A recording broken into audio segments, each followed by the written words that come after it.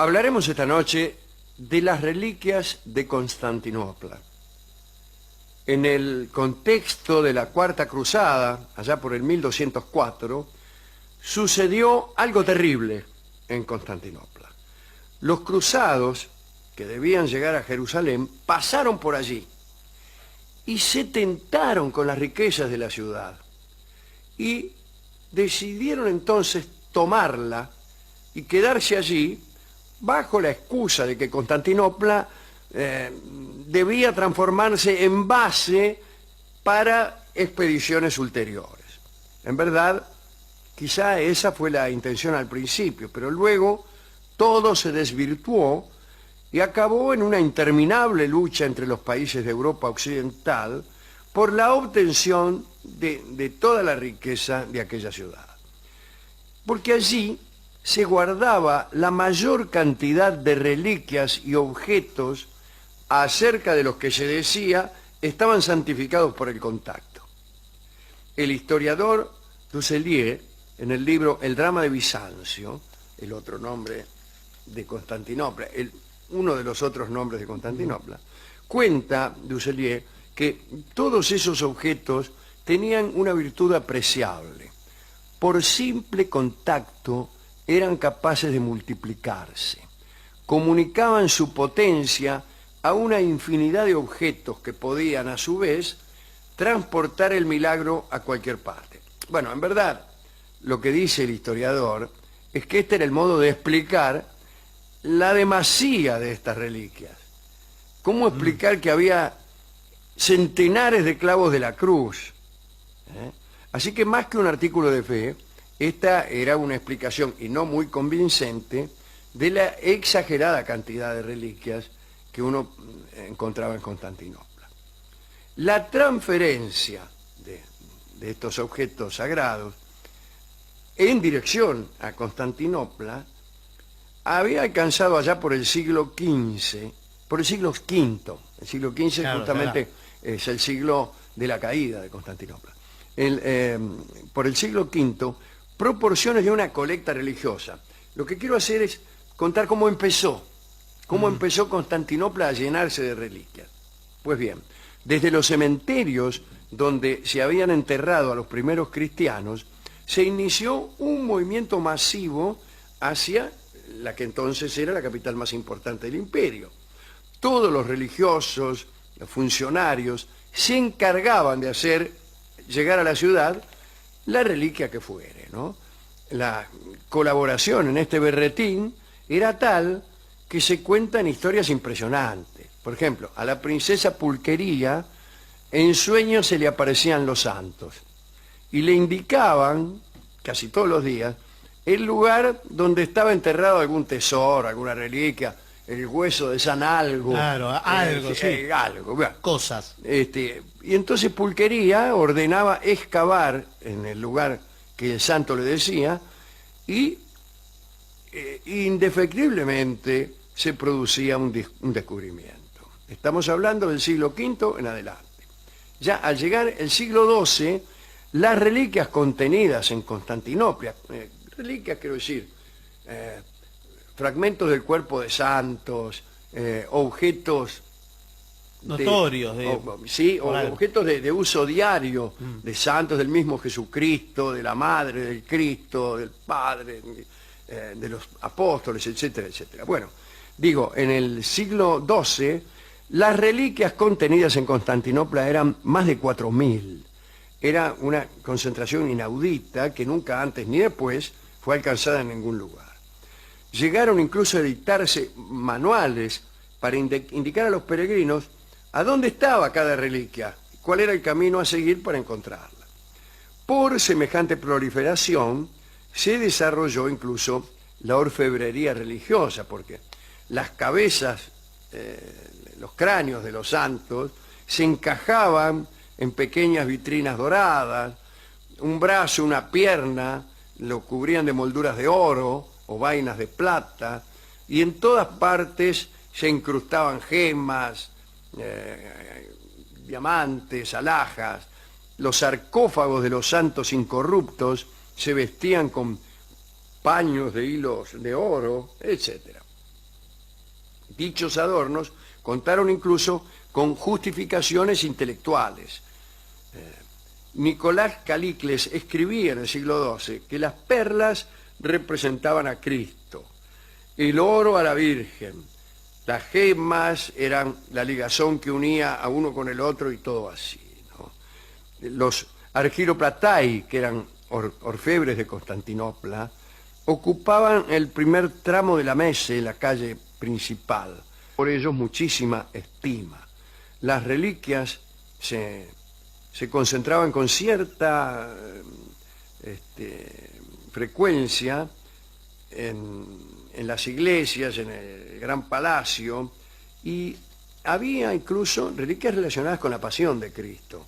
La Santa Lanza, la Santa Esponja, la corona de espinas, la cruz, unas gotas de sangre de Cristo. Un poco más lejos del palacio, en la capilla de San Miguel, estaban las reliquias del Antiguo Testamento. El hacha de Noé, el bastón de Moisés, la demoledora trompeta de Josué. Bueno, y en la iglesia de Nuestra Señora de las Blaquernas estaba el manto de María. Todos estos tesoros fueron, para los cruzados de 1204, una invitación al saqueo. La ortodoxia romana decía que las reliquias no podían estar en manos de los desviados, que eran los emperadores griegos de Bizancio. Entonces, desde Roma se explicaba que las reliquias no recibían la honra que les era debida y que sufrían una contaminación que podía desencadenar la ira de Dios. Y era necesario solucionar ese problema. Ese era el mensaje de Roma. Había un veneciano, Enrico Dándolo, que invadió Constantinopla e instauró el que vino a llamarse Imperio Latino, que duró poco tiempo, desde 1204 justamente hasta 1261. Durante ese breve tiempo, pudieron lograr que no quedara en Constantinopla ni una sola de las reliquias. Cuentan que entre los francos, así se llamaban los cruzados, ¿no? Era uno de los nombres. Entre los francos que invadieron Constantinopla, el obispo Nivelón de Soissons se hizo cargo de la cruz y la remitió a su sede cardinalicia en Francia. Otro, Eurín de Sicón, obtuvo la mano derecha del Bautista. Conrado Halberstadt se quedó con un par de apóstoles enteritos. Los venecianos, más cautos, especularon con las reliquias, las retuvieron un tiempo y las vendieron luego a precios exorbitantes. La prosperidad de Venecia por esos tiempos, dicen algunos, se debió a esas ventas. Enrico Dándolo era calculador, pero se las ingenió incluso para regalar algunos molares a miembros de su familia. Aparecieron también por esos tiempos algunas confusiones. La ignorancia sobre el idioma y el alfabeto griego fueron causa de muchos problemas. Los saqueadores no podían saber con certeza a quién estaba dedicado el establecimiento que robaban. Entonces ponían el nombre que les parecía y mandaban la reliquia a Venecia, a Francia o a Roma. Por desgracia, algunos traslados fueron tan precipitados que al llegar el saqueador, la memoria le flaqueaba y resurgía después, pero equivocada. Muchos santos fueron entonces rebautizados. Lo que creían que era San Pantaleón resultó ser en Venecia una mezcla de huesos diversos, de los que nunca pudo saberse cuáles correspondían al santo y cuáles no. De todos modos, las reliquias sustraídas se recibían en Occidente con una gran solemnidad. Claro, lo que fuera. No importa. Trae lo que tenés. Trae. Y entonces, sermones apasionados, toques de campanas, oraciones místicas. El único modo que tuvieron algunos bizantinos de sobrevivir ante la caída de su economía fue trabajar en talleres en los que empezaron a hacer nuevas reliquias en reemplazo de las antiguas para ser vendidas allí donde se demandaran. En el Cuarto Concilio de Letrán, en 1215, se consideró necesario dar instrucciones precisas sobre la distinción entre falsos y verdaderos vestigios sagrados. pero esas indicaciones no funcionaban nunca. Ninguna de las iglesias de Constantinopla pudo volver a su antiguo esplendor. La mayoría, en 1261, estaba reducida a simples oratorios de barrio, despojados de todo elemento religioso y de piezas milagrosas. Algunos sacerdotes bizantinos intentaron resistir el saqueo, pero sufrieron torturas. Bueno, los torturaban para que dijeran a dónde tenían escondidos los objetos santos, ¿no? Y los que no hablaban eran liquidados. Después de las entradas o de la entrada de Dándolo, muy pocos fueron los sacerdotes griegos que quedaron en la ciudad. El cronista bizantino Bryennios escribió que durante la dominación latina, con las reliquias se fueron también los milagros, ya que ninguna maravilla ni prodigio se produjo en Constantinopla durante esos años. Último detalle.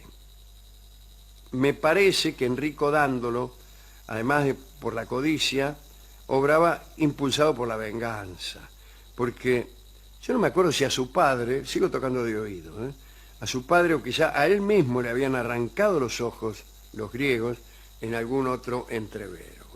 Creo que sí, que había quedado él ciego y que había sido atormentado, probablemente en Chipre, pero habría que confirmarlo. Después, si alguno quiere saberlo... Hay que ir a buscar. Hay que ir a buscar. No, yo mañana mismo yo les diré quién era el ciego, si era Dándolo o su padre y dónde fue que le arrancaron los ojos. Me gustaría dedicar esta charla a San Luis, rey de Francia, que amaba las reliquias y compraba por todos lados, gastaba muchísimo dinero comprando reliquias.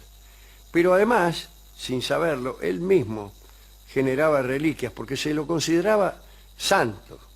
Él después lo fue, San Luis, fue canonizado, Luis IX de Francia. Y